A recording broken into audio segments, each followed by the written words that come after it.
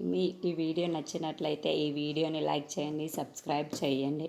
నిరూపాక్షి పెళ్ళిని ఆపుదామని ఎంత ప్రయత్నించినా కూడా నిరూపాక్షి వల్ల కాలేదు. ఇక రాజు రూప వైపు అలాగే చూస్తూ ఉంటాడు.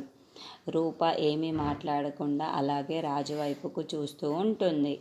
ఈ లోపల శ్వేత తాళి తీసుకొని వచ్చి రాజు చేతిలో పెట్టేసి, రాజు ఈ తాళి తీసుకొని నా మెడలో కట్టు అని నీకే చెబుతున్నా అని అంటుంది.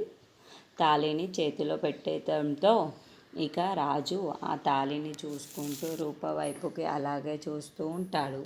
అప్పుడు నిరూపాక్షి తల కొట్టుకుంటూ, రాజు నువ్వు నోరు తెరిచి మాట్లాడు రాజు, నువ్వు ఏమీ మాట్లాడకపోతే ఈ పెళ్ళి జరిగిపోతుంది రాజు, నీకే చెబుతున్నా, మాట్లాడు రాజు మాట్లాడు అని నిరూపాక్షి అరుస్తూ ఉంటుంది.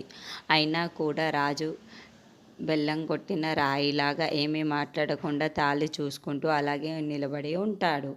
నిరూపాక్షి అలా అరుస్తూ ఉండటంతో రాజు నీకే చెప్తున్నది, తాళి కడతావా లేదా, కట్టు కట్టు అని రాజు చేతుల్ని పట్టుకొని తాళిని కూడా శ్వేత తన మెడలో వేసి పెట్టుకుంటూ ఉంటుంది. అయినా రాజు మాత్రం రూప వైపు చూస్తూ ఉండడంతో రూప ఏమీ మాట్లాడకుండా రాజు వైపు చూస్తూ ఉంటుంది. రూప నువ్వేనా చెప్పు, నోరు విప్పి మాట్లాడుతుందా అని ఈ లోపలే రూపకి కళ్ళు తిరిగి స్పృహ కోల్పోతూ ఉంటుంది. రూప అలా కింద కళ్ళు తిరిగి స్పృహ కోల్పోవడంతో రూప అంటూ సూర్యప్రతాప్ అరుస్తూ రూప దగ్గరికి పరిగెత్తుకుంటూ వస్తాడు. రూప రూప అని నిరూపాక్షి కూడా ఈ టెన్షన్ పడుతూ ఉంటుంది. రాజేమో షాకింగ్గా చూస్తూ ఉంటాడు.